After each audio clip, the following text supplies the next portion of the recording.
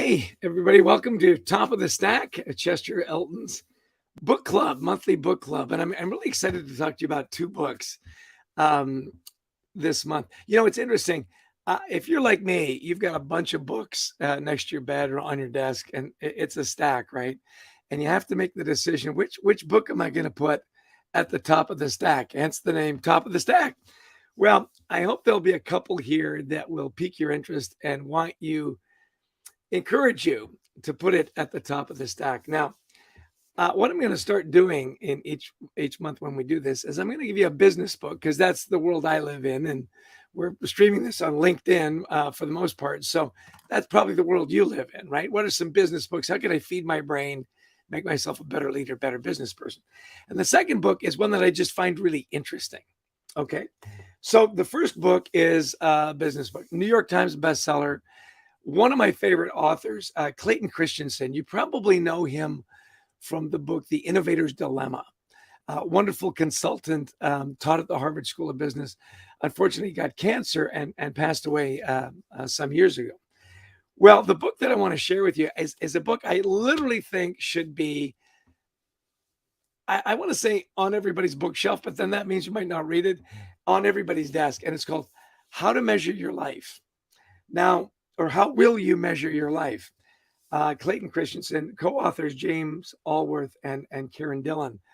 Now, what Clayton Christensen would do at the end of every semester is he would give his last class on how do you measure your life. And this is kind of the book that he spent decades researching and writing.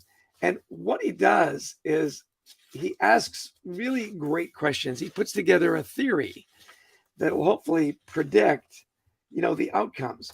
So here's what's really interesting. He says, how can we be sure that, and I want to get into the specific questions here that I've highlighted in my book. He says, how can we be sure that I will be successful and happy in my career, right? Important. Going to spend more time at work than anywhere else.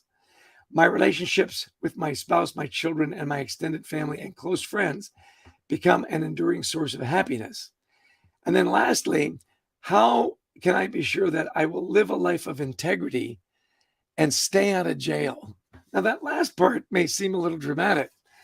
What I love is he starts the book off. And by the way, if you buy the audiobook, he reads the introduction and then they have a professional reader that reads the rest. I love listening to his voice. He talks about, when they all graduated from the Harvard School of Business, they were all very idealistic and, we're going to change the world. And he said every 5 years we would have a reunion. And he said, Harvard does a great job in that. They roll out the red carpet. And of course, it's a fundraiser. They want them to give back to the school and so on. And he said, the first year, everybody seemed to be doing really well. They were thriving. They looked great. He said many of them had married spouses much better looking than themselves, which I thought was a great little aside. He said, and there were some things that were starting to creep in, of unhappiness and so on. But on the business side, really successful. He said by the 10th, 15th and on, he said you could see that while they were successful in business, they weren't happy in their work. They weren't happy in their personal lives. Some had gone through multiple divorces. And some of them had compromised their integrity and had actually done jail time. He talked about one member of his class that was actually the CEO at Enron, others that had been caught with insider trading and so on. So he says, we don't spend enough time taking a look at what will make us happy in our work, what will create lasting relationships, and how can we live a life of integrity and literally stay out of jail. Well, it's my experience that when you read a business book, you don't often get to that last chapter, which I think is unfortunate because often in the last chapter, it's where the summation comes, the real learning, right? In the Staying Out of Jail, which is the last section, right? He says, he has a quote by C.S. Lewis, the safest road to hell is the gradual one, the gentle slope, soft underfoot, without sudden turnings, without milestones, without signposts. And he talks about just this once, that's that's the start of living a life without integrity. That I've got these rules that I want to adhere by.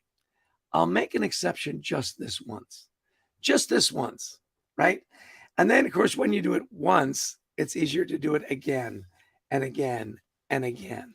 Well, always the teacher, he talks about, case studies and personal studies. For example, he's a very, very religious man, and Sunday, the Sabbath to him was a sacred day. And he decided very early on that he wouldn't play sports and that he wouldn't work on Sundays. Well, he's a Rhodes Scholar in London playing for the basketball team, and they made it to what was the English equivalent of the NCAA finals. When he finds out the game's going to be played on a Sunday, and he goes to his coach and he says, "Coach, I can't play." Now, he was their starting center. If you ever see Clayton Christensen, I think it was like 6'8", great big guy. And the coach was irate.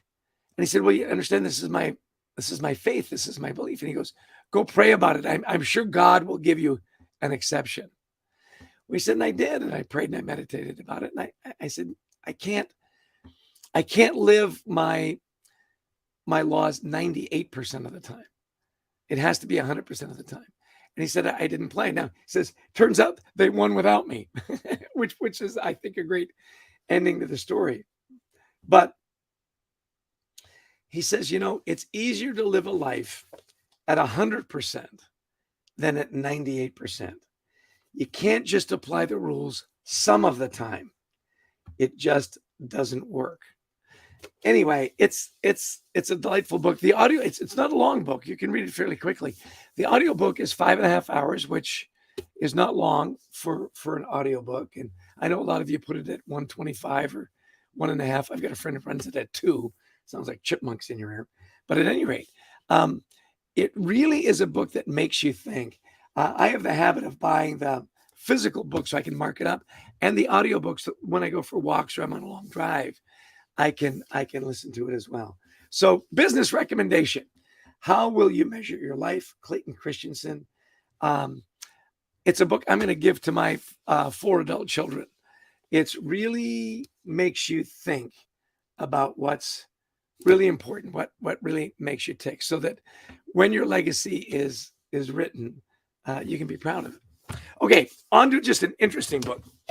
Now, full disclosure, the author here is Jared Fishman with his co-author, Joseph Hooper. I know Jared, and I've been waiting for this book for a long time. Jared worked in the Civil Rights Division for the U.S. Department of Justice, the DOJ. And he went down to New Orleans after the Hurricane Katrina to investigate the death. And I want to make sure I get his name right here. If you're like me, names are not great. Henry Glover, who died under kind of mysterious circumstances. And there was this feeling that maybe the police department was somehow involved. Well, he embarks on this long journey of trying to figure out what happened with a rookie FBI agent. And it reads like a whodunit kind of spy novel. It's really well written. There's actually, there's a good possibility it'll become a Netflix series. So keep your eye out for that. But the idea of looking for justice for people that don't normally get justice. Now, if you want to really get involved, go to his website. It's really interesting. It's the Justice Innovation Lab, and it's the justiceinnovationlab.org. He says, we're on a mission to build a fair justice system and limit reliance on punitive solutions. Listen to this.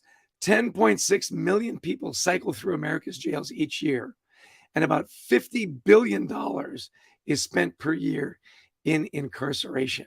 Think about that. 50 billion, right? So at any rate, wonderful read. Makes you think about the justice system.